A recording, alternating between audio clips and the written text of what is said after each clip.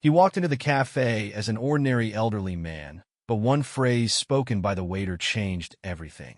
In a few minutes, the entire room froze, and the man who had humiliated him found himself in the most embarrassing position of his life. But no one even suspected that this was only the beginning of the most shocking night for everyone present. The air in New York City was crisp that evening, the kind that hinted at the coming winter. The streets bustled with life, taxi horns blaring, people in suits hurrying home, tourists pausing to take in the skyline.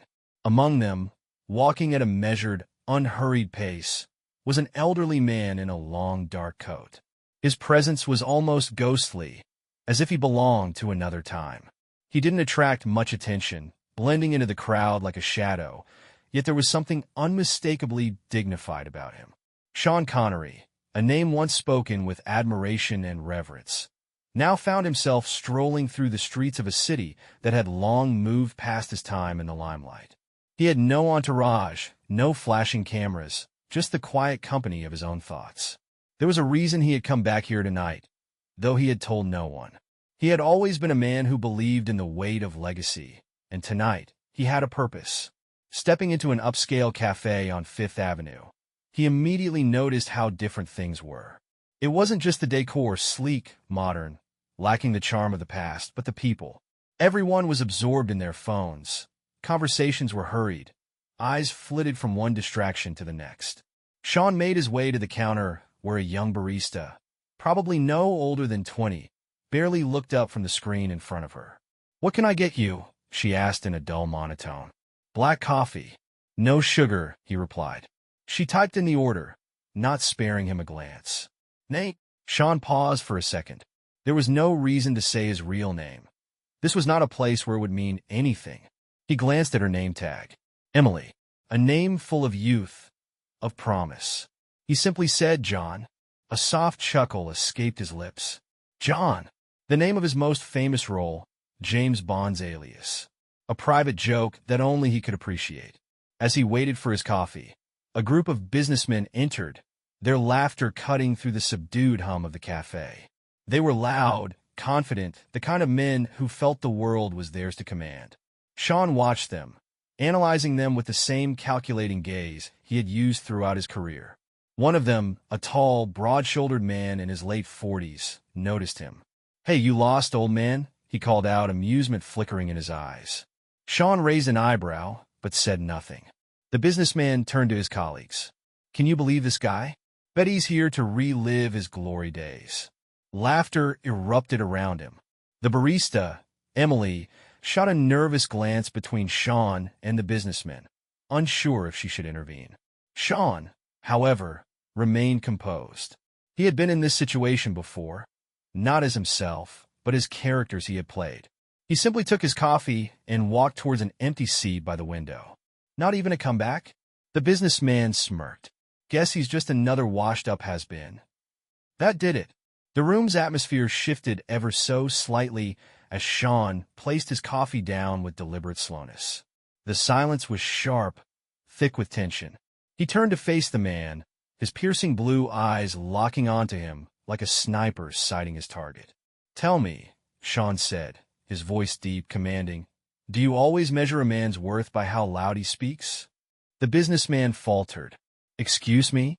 You heard me just fine," Sean continued. "I've met men like you before. You think power is in the volume of your voice, the size of your wallet, the way people scurry around when you bark orders." He leaned forward slightly, his voice lowering, forcing the man to listen. "But let me tell you something, real power is silent. It doesn't beg for attention. It simply is." The cafe had gone completely still. Even Emily, who had been busy making drinks, was watching intently. Sean leaned back, took a sip of his coffee, and set the cup down with a soft clink. "So tell me, what exactly have you done to be remembered?" The businessman's face flushed. He glanced at his colleagues, but they had grown quiet, unsure whether to support him or stay out of it. Sean let the moment stretch, then smirked. "Exactly what I thought." Then, as if nothing had happened, he turned back to his coffee, ignoring the man entirely. The businessman muttered something under his breath and stalked toward a table in the back, his confidence visibly shaken. Emily, now standing behind the counter, finally spoke up. That was incredible. C'est un miracle, Ismail. It was necessary. For the rest of the evening, no one in the cafe made a sound louder than a whisper. It wasn't fear, it was respect. The kind that had been earned, not demanded. And as Sean Connery sat there, sipping his coffee, watching the world move on without him, he realized something.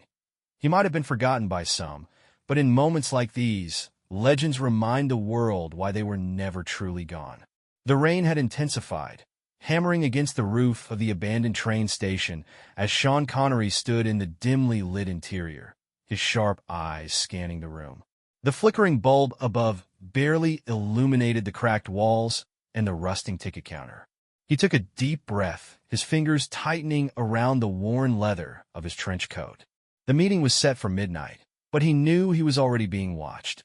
From the shadows, a figure emerged, their silhouette distorted by the occasional flashes of lightning outside. It was a woman, tall and composed, draped in a dark coat that blended seamlessly with the night. Her piercing green eyes locked onto Sean's with a mixture of curiosity and caution. "You came alone?" she asked, her voice a smooth whisper, almost lost in the howling wind. "C'est un miracle. Wouldn't have it any other way. You said you had something important." She hesitated for a fraction of a second before reaching into her coat pocket. Slowly, she pulled out a small black envelope, its seal bearing a symbol Sean had seen before, a phoenix rising from flames. His heartbeat quickened. "Where did you get this?" The woman exhaled, shifting her weight from one foot to another. "That's not the right question. The real question is, do you know what this means?" Sean took the envelope and turned it over in his hands. The last time he had seen this emblem, it had led to a deadly chase across Europe, a series of betrayals, and a truth so dangerous that it had been buried under layers of deception. "I need more than a symbol," he said, his voice lower now. The woman stepped closer, her presence imposing despite her slender frame. "It's starting again, Connery. The plan that was shut down decades ago, they're resurrecting it. And this time, they're not leaving loose ends." A gust of wind howled through the broken windows, sending a shiver down Sean's spine. He had been retired for years, stepping away from the shadows, from the life that had nearly cost him everything. But some things never truly let go. "Who else knows?" he asked, his instincts kicking in, the careful assessment of risks and dangers ingrained in his very being. The woman hesitated again, and in that instant, Sean saw the fear in her eyes. No one who's still breathing. A silence stretched between them, filled only by the sound of raindrops pelting against the station. Sean knew what she wasn't saying. She had come to him because she had nowhere else to turn, because the people who had the answers were no longer alive to share them. "I should walk away," he murmured, more to himself than to her. "You won't." Her voice was steady, unwavering. "Because this time, it's personal." Sean's grip on the envelope tightened. He could feel the weight of it, not just physically, but symbolically. He had spent years running from his past, but now it had caught up to him, woven itself back into the fabric of his life. With a slow nod, he tucked the envelope into his coat pocket and looked at the woman. "Then let's finish what we started." A moment later, headlights flared in the distance, the hum of an approaching vehicle slicing through the storm. They weren't alone anymore. "We need to move," she urged. Sean Connery, legend of the silver screen, was about to step into a story far more dangerous than anything Hollywood could dream up. And this time, the stakes were real. The city streets were eerily quiet as Sean Connery and his companion hurried through the narrow alleyways, their footsteps echoing off the damp walls. The rain had finally stopped, but the lingering mist created a ghostly atmosphere, making it feel as though unseen eyes were watching their every move. "Where are we going?" the woman asked, her voice edged with urgency. She had introduced herself as Evelyn, though Sean suspected it wasn't her real name. Sean paused at the intersection of two alleyways, his keen eyes scanning the area for any signs of pursuit. "There's a safe house a few blocks from here. We need to regroup and figure out our next move." They continued in silence, slipping through the labyrinth of the city, guided only by the occasional streetlight casting long shadows. As they reached an old, abandoned bookstore, Sean motioned for Evelyn to stay close. He pushed open the door, and the scent of aged paper and dust filled the air. Inside, the room was dimly lit by a single flickering bulb. Shelves stood in disarray, books scattered across the floor as if a great storm had swept through. Sean led Evelyn to a hidden door at the back, revealing a staircase leading downward. "This place belonged to an old friend," he murmured as they descended. "It's been abandoned for years, but it's safe." At the bottom of the stairs, a small underground chamber opened before them. A map-covered table stood at the center, surrounded by stacks of old documents and a few weapons. Sean began sorting through the papers, his mind racing to piece together the puzzle they had stumbled into. "The emblem on that envelope," Evelyn said suddenly. "I've seen it before. My father used to talk about it. He worked for an intelligence agency before he disappeared. He said it was tied to a secret operation, something called Project Revenant." Sean's expression darkened. Project Revenant was supposed to be a myth. "If it's real, we're in far deeper than I thought." Before he could elaborate, a loud crash upstairs made them freeze. Sean instinctively reached for a pistol hidden in a drawer. Evelyn's eyes widened with fear. "They're here," she whispered. Sean motioned for her to stay low as he moved toward the staircase. Shadows flickered against the walls as footsteps crept closer. He knew they had to act fast. With a deep breath, he steadied his grip on the weapon and whispered, "Time to show them that they picked the wrong man to follow." Sean Connery pressed himself against the cold concrete wall of the safe house's underground chamber, gripping his pistol tightly. The heavy footsteps above signaled the arrival of their pursuers. Men who were professionals, trained for moments like this. Evelyn crouched beside him, her breath steady but her eyes betraying her fear. "What do we do?" she whispered. Sean glanced at the flickering light overhead, calculating their odds. "We make them think we have the advantage," he replied. "Stay low and move when I tell you."